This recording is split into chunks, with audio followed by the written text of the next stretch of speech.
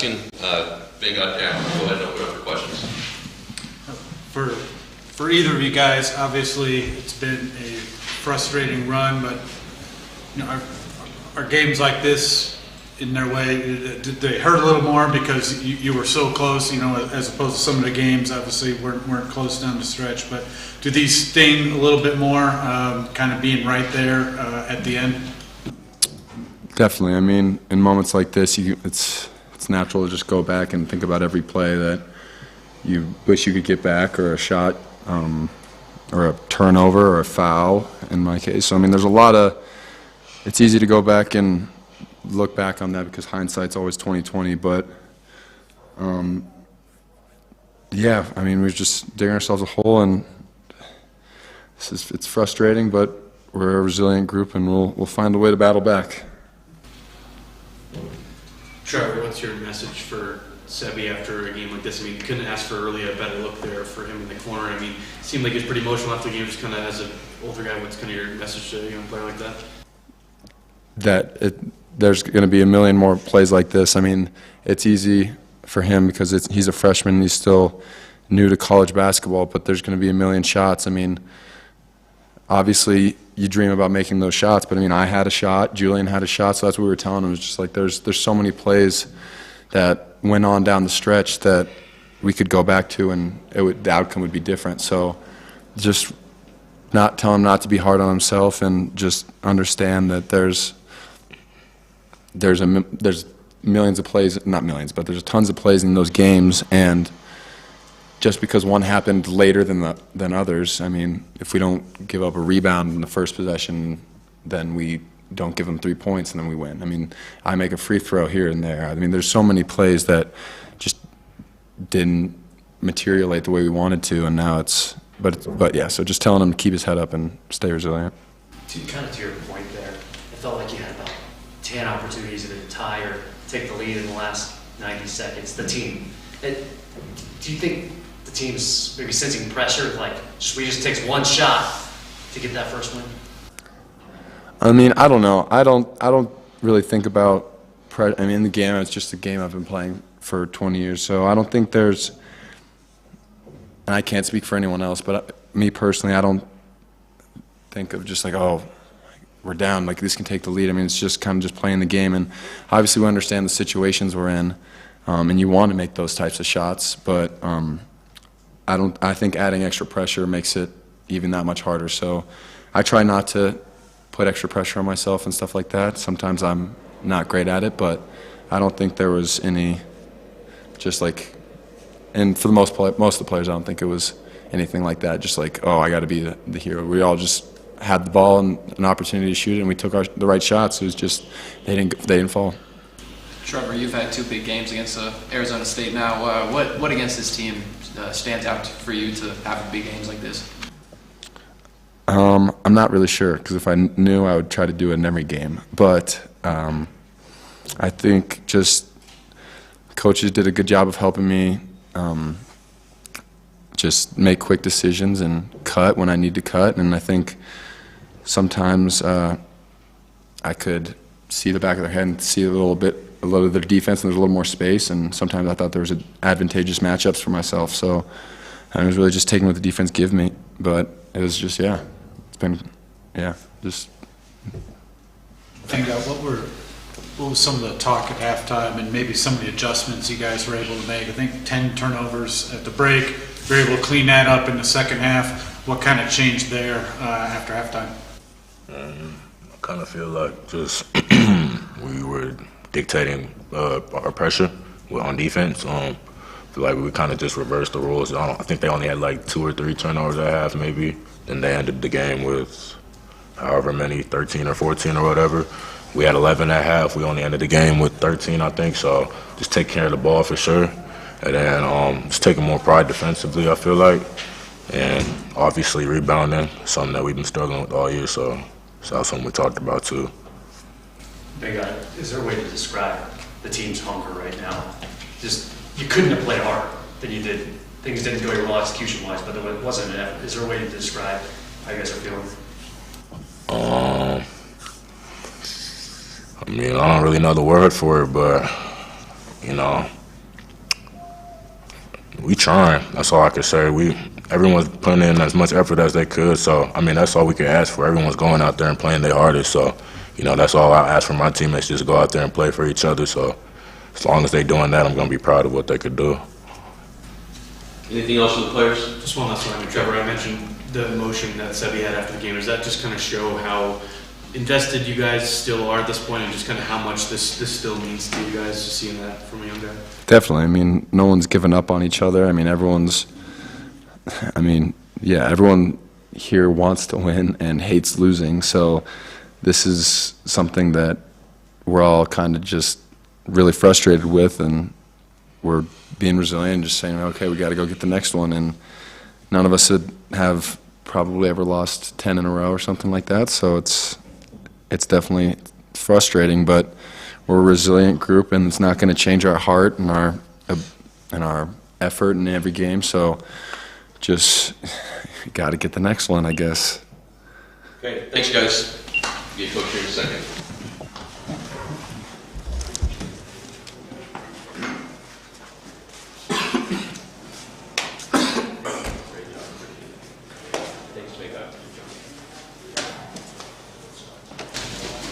Okay, Coach is going to start with a statement, and we'll open up for questions.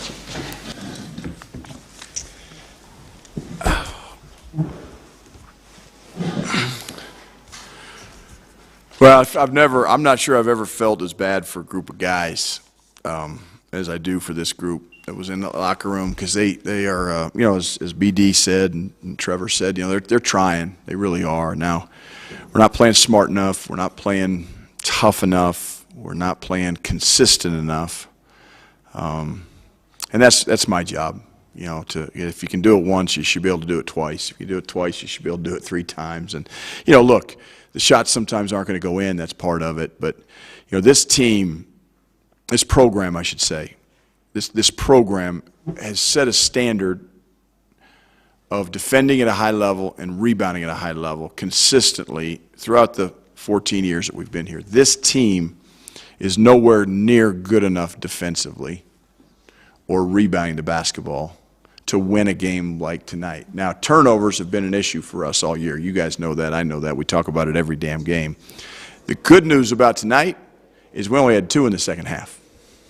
That's good news. You know, so we got to build on that positive. So when I look at this game, I look at the first half when we're down 7. To me, that's where we missed the game. Our guys are all worried about missing shots down the stretch because they expect to make those shots. They want to make those shots. What I got to get them to understand is if you defend and you rebound and you take care of the ball in the first 20 minutes, we won the second half by 5. This is not even a game. We win this thing going away. But we're not able to do that for whatever reason. And the turnovers, I just scratch my head. I mean, just simple passing and catching turnovers, concentration turnovers. It's mind-boggling. And but like those guys said, we're not losing our spirit. We're not going to lose our heart. We're not going to lose our togetherness. But we gotta lose the damn turnovers. At least get them under control where we can.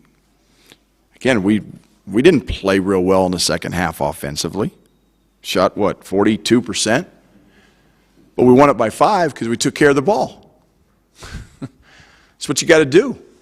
But you got to do it for 40 minutes. And we're not capable of doing that. Tad, it seems like it's been a common theme with the turnovers where you have a bunch in the first half and it cleans up a little bit in the second half. Sometimes, yeah. Yeah, some of the games. Is that maybe just getting in the flow of things, or is that because it seems like some of them are really early, especially the ones that really frustrate you. The bad passes and stuff like that. Yeah. But you know, again, at least they weren't live ball turnovers. But you think about the first defensive possession of the game. They miss a shot, get a rebound. They miss a shot, get a rebound. They make a 3. Best player makes a 3. Like they had 20 at halftime. 20 of their 33 points came off second chance points. Not us getting a rebound. We got our stop, didn't get our rebound, or our turnovers. 20 of their, so they scored 13 points in the first half against our defense that was set. We'll live with that. But we can't live with the 20 of the, that we're giving them because we already got our stop. We just can't get a rebound. And there's going to be some of that. There's going to be some, it's never going to be 0, but it can't be 20 out of 33. Like, that's the difference in the game. Our players don't think like that. They don't, and it's my job to get them to think like that. I wish they were as frustrated with an opponent's offensive rebound as they were about a missed shot. But they're not. I know it's not that message, but it seems like in late game situations, ever since UConn, it's been hard to find that shot to either. Well, we had our shots. You look at the last shots that our team got. We had our chances to win that game. We really did. Now we didn't make them, but we had our chances. We did. So we just didn't capitalize on them. I didn't mean to cut you off. No, it's just frustrating. There's the snake bit nature of not being able to hit that dagger shot. Yeah, I mean it'd be nice, it'd be nice for sure. But that's the one thing as a coach you can't control the shots going in or don't going in. What you can control is your guys boxing out, your guys getting 50-50 balls, you're competing on the glass. You're stopping them from scoring. You're taking away their strengths. Because this team, Arizona State was ready to be beat tonight. They're down 2 starters. They play 7 guys. They had foul trouble. We had our chances. And snake bit is probably a really good term for this team right now. Giving Sebi his first career start, just how would you kind of assess his performance tonight? Some good things. Sebi's doing some good things. Made a really, really good, strong drive there at the end and finished to tie the game up. I want him to become a better, more consistent rebounder. I feel good about him guarding the ball when he's on defense, and I think he's gotten better defensively since he's been here. So Sebi's going to be a great player for us. There's no doubt about it. Again, with this team, in terms of who you play and who you start and who gets the minutes, it is really, really difficult because it's so inconsistent that Julian, he's given us everything he's got. He wasn't efficient. Didn't score against Arizona State, the first game. Didn't score at halftime. But 13 points on 16 shots that's not the Julian Hammond we know. You got to get 13 points on 6 shots. That's the Julian Hammond we know. And that's where we have to be more efficient. And we're not. But it's not one guy. Julian's been our most consistent player all year, game in and game out, offensively, and he struggled defensively a little bit tonight. But Are you having a challenge at framing your message to your guys? no. I'm really not having a challenge. What's frustrating is it's the same message. It's the same message. Now, I've changed up lineups, I've changed up rotations, I've changed up minutes, but my message has been the same. And they might get tired of the message. I really don't care. But the message is we got to stick together. We got to believe in each other. We got to make each other better on both ends of the floor. Okay? And togetherness, a lot of people think about togetherness and selfishness or unselfishness on the offensive end. It's as prevalent on the defensive end. We get caught on a screen, we got to have somebody there and help. We get beat off the dribble, we got to have somebody there to help. It's that guy that helps, somebody's got to help the helper. We've got to be more connected defensively. We showed offensively. We had some really good possessions tonight. We got some good looks. We had enough good shots to win this game. We didn't make enough shots down the stretch, but we had good shots when we didn't turn it over. Again, 2 turnovers in the second half, we'll take that all day long. 10 in the first half, lose by 7 in the first half, win by 5 in the second half. It's really not that difficult of a message. And so, is it hard? No. Is it hard to get through to them? Yes. Yes, because our team hasn't gotten better. We were better in Maui. Even though we got shellacked by Michigan State, we got crushed by Iowa State, we were a better team in November than we are at the end of January. And look, that's on me. I'm not doing my job. In your opening statement, you mentioned how you've never felt so bad for a group of guys. What is morale like in that locker room? Well, they're shaken. You can tell out on the floor. They're not playing with a lot of confidence. They're not playing decisively. They're like, oh, afraid to make mistakes, and oh my God, like there's no. I told them at a timeout, guys, there's no pressure on us. Nobody expects anything from you. We're 0-8. We're 0-9 now. Like we should be playing free and easy. That doesn't mean being careless with the ball. It just means there's no pressure on these dudes. So don't play. Just play. So is our confidence shaken? Probably is. Now, as a coach, here's what I do know as a coach, and I've done this for 30 years. Confidence is not a commodity. It is not something you can buy and sell. You can't go get it I can't give a kid confidence. I can try to be encouraging and, truthful, and, sometimes you need to pat a guy in the back. This team needs a pat on the back right now, but they also need a kick in the ass. They can't take a kick in the ass. They need pats in the back. Maybe the pats in the back will help them. I don't know. But I'll tell you what, this is where you learn about yourself. And that's the one thing I'll say about this experience and where we're at right now. And I don't know what's going to happen.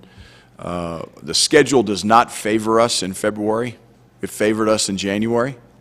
So it doesn't favor us. So it's about playing better, improving, and, there might be some games in February where we play really well and lose.